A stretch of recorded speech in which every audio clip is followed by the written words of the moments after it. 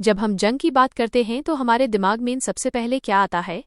गोलियों की गूंज, बॉम्ब के धमाके, टैंकों की गरज और तबाही का मंजर। हम सोचते हैं कि जंग सिर्फ ताकत से जीती जाती है। जिसके पास सबसे बड़ी सेना, सबसे ज्यादा हथियार, वही विजयी होता है। लेकिन इतिहास के पन्नों में एक ऐसी कहानी भी दबी हुई है जो इस सोच को पूरी तरह बदल देती है। एक ऐसी कहानी जहां जंग मैदान में नहीं बल्कि दुश्मन के दिमाग में लड़ी गई, जहां हथियार, गोली और बारूद नहीं बल्कि पेंट ब्रशेस, साउंड इफेक्ट्स और रबर के गुब्बारे थे। ये कहानी हाई यूएस फौज की जो वहां थी ही नहीं। ये कहानी हाई द गोस्ट आर्मी की, वो सेना जो कभी वजूद में ही नहीं आई लेकिन जिसने हजारों जिंदगियां बचा लीं। कहानी की शुरुआत होती है 1944 में। दूसरा विश्व युद्ध यानी वर्ल्ड वॉर 2 अपने शिखर पर था। यूरोप में हिटलर की नाजी फौज का खौफ फैला हुआ था। एलाइड फोर्सेस, जिसमें अमेरिका, ब्रिटेन और उनके साथी देश शामिल थे, वो जानते थे कि अगर हिटलर को हराना है तो उन्हें कुछ ऐसा करना होगा जिसका अंदाजा दुश्मन को बिल्कुल ना हो। जर्मनी की सेना बेहद ताकतवर थी, उनके टैंक्स मजबूत थे और उनका इंटेलिजेंस नेटवर्क बहुत तेज था। सीधी टक्कर में नुकसान बहुत ज्यादा होने वाला था। अमेरिका को एक ऐसे हथियार की जरूरत थी जो दिखाई तो दे पर दुश्मन को छू ना सके।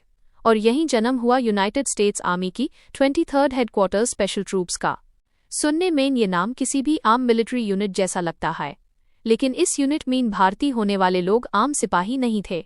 ये कोई ट्रेंड किलर्स या शार्प शूटर्स नहीं थे। ये न्यूयॉर्क और फिलाडेल्फिया के आर्ट स्कूल से चुनकर लाए गए कलाकार थे। इनमें पेंटर्स थे, आर्किटेक्ट्स थे, एक्टर्स थे, सेट डिजाइनर्स थे और साउंड इंजीनियर्स थे। इनका काम दुश्मन को मारना नहीं था बल्कि दुश्मन को बेवकूफ बनाना था। इनका मिशन था छलावा। इन्हें कहा गया द गोस्ट आर्मी। सोचिए जरा, एक जंग का मैदान है, रात का वक्त है। नाज़ी जर्मनी के सोल्जर्स अपनी दूरबीन से डोर देखते हैं। उन्हें दिखाई देता है कि अमेरिकन टैंक्स की एक बहुत बड़ी टुकड़ी उनकी तरफ भाग रही है। वो घबरा जाते हैं। वो अपने कमांडर्स को रेडियो करते हैं कि हम पर हमला होने वाला है, ह्यूमेन और मदद चाहिए। जर्मनी अपनी रिजर्व फौज को यूएस तरफ भेज देता है ताकि वो इस हमले को रोक सकें। लेकिन अगले दिन जब सूरज उगता है और वो वहां पहुंचते हैं तो वहां कुछ नहीं मिलता। ना कोई टैंक, ना कोई सिपाही, ना कोई निशान। वो सेना गायब हो चुकी होती है। ऐसा लगता है जैसे वो हवा में घुल गई हो।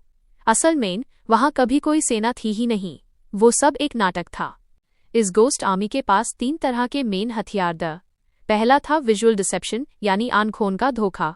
इन कलाकारों ने रबर के इन्फ्लेटेबल टैंक्स बनाए थे। ये टैंक्स बिल्कुल असली शर्मन टैंक्स जैसे दिखते थे, लेकिन इनके अंदर हवा भरी होती थी। डोर से देखने पर या हवा में उड़ने वाले जहाज़ों से देखने पर ये बिल्कुल लोहे के भरी भरकम टैंक्स लगते थे। लेकिन असल में एक इंसान अकेले पूरे टैंक को उठाकर अपने कंधे पर रख सकता था। रातों रात ये आर्टिस्ट्स इन रबर के टैंक्स को फुलाते, उन्हें मैदान में खड़ा करते और अनपार पेंट कर डीट ताकि वो एनवायरनमेंट के साथ घुल मिल जाएं। कुछ ही घंटों में एक खाली मैदान एक भार हुए मिलिट्री बेस में बदल जाता था।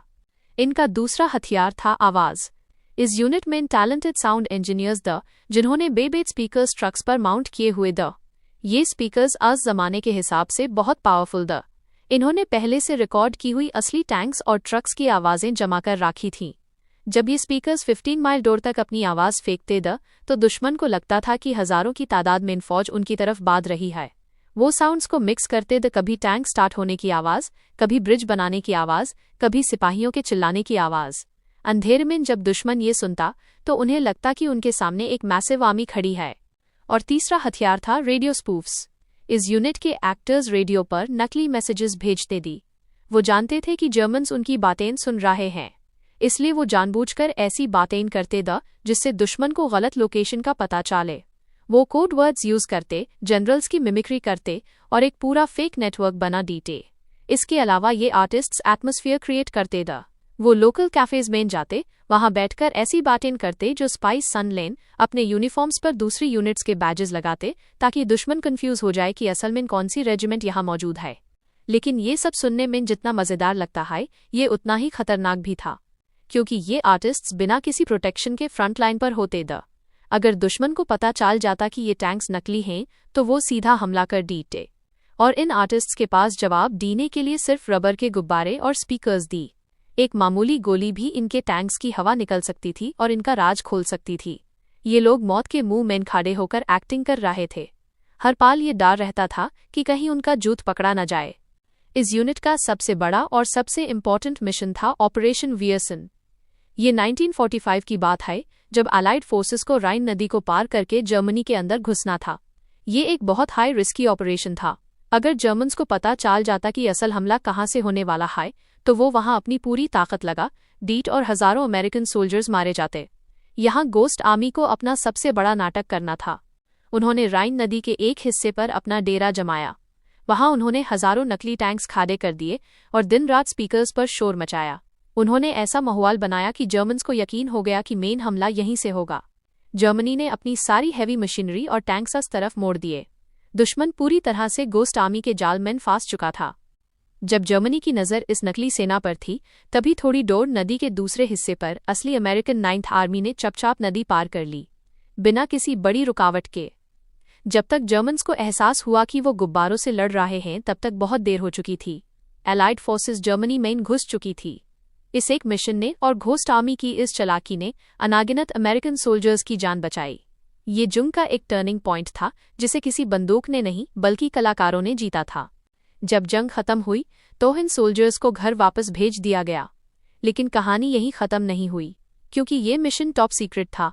इन लोगों को सख्त हिदायत थी कि ये किसी को भी, यहाँ तक कि अपनी बीवियों और बच्चों को भी, इस बारे में कुछ नहीं बताएंगे।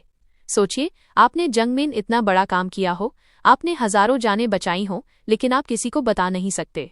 कई सालों तक जब लोग उनसे पूछते थे कि आपने war में क्या किया, तो ये आर्टिस्ट्स मुस्कुराकर कहते, हमने टैंक्स उड़ाए। वो सच बोल रहे थे, बस लोग समझते थे कि उन्होंने टैंक उड़ा दिए, जबकि वो टैंक्स में हवा भरकर उन्हें उड़ा रहे थे। करीब 50 सालों तक ये राज ही रहा। 1996 में जाकर अमेरिकन सरकार ने फाइनली इस मिशन को डिक्लासिफाई किया और दुनिया को पहली बार द गोस्ट आर्मी के बारे में पता चला। आज इनमें से बहुत कम लोग जिंदा हैं, लेकिन उनकी कहानी ह्यूमेन एक बहुत बड़ी सीख देती है। अक्सर हम सोचते हैं कि मुसीबतों का सामना सिर्फ ताकत से किया जा सकता है, लेकिन घोस्ट आर्मी ह्यूमेन बताती है कि कभी कभी दिमाग, क्रिएटिविटी और इमेजिनेशन सबसे बड़े हथियार होते हैं। उन्होंने दिखाया कि काला यानी आर्ट सिर्फ म्यूजियम्स या गैलरीज के लिए नहीं होती। आर्ट में इतनी ताकत होती है कि वो दुनिया का नक्शा बदल सकती है, दुश्मन को घुटने टेकने पर मजबूर कर सकती है, और सबसे जरूरी बात, वो जिंदगियां बचा सकती है। वो फौज जो कभी थी ही नहीं, उसने वो कर दिखाया जो बड़ी बड़ी सेनाएं नहीं कर पाईं।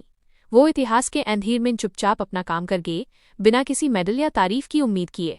आज जब हम आज़ादी की सांस लेते हैं, तो हस हवा में कहीं न कहीं अनरबर के टैंक्स की हवा भी शामिल है, जिसने यूएस वक्त दुश्मन की आंखों में धूल झोंककर ह्यूमेन ये आज दिया। ये थी कहानी गोस्ट आर्मी की, वो योद्धा जिन्होंने पेंट ब्रशेस से जंग जीती।